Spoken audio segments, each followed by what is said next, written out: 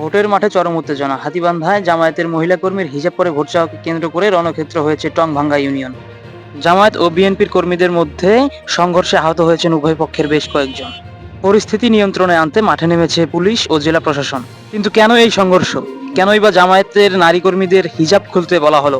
বিস্তারিত থাকছে প্রতিবেদনে। ঘটনাটি হাতীবান্ধা উপজেলা টংভাঙ্গা ইউনিয়নের ২ নং ওয়ার্ডের।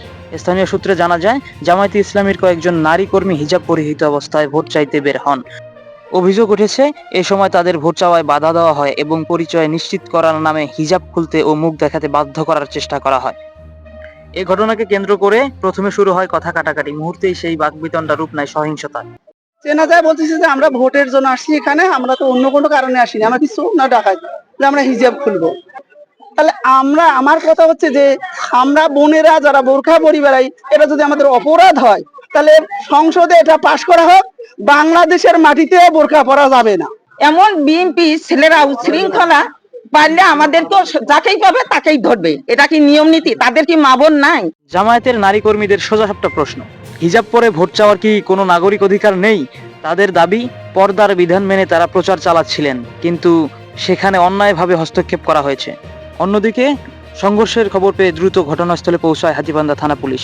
এরপরে পরিস্থিতি নিয়ন্ত্রণে এলে এলাকা পরিদর্শন করেন লালমনিরহাট জেলা প্রশাসক SM রাকিব হায়দার।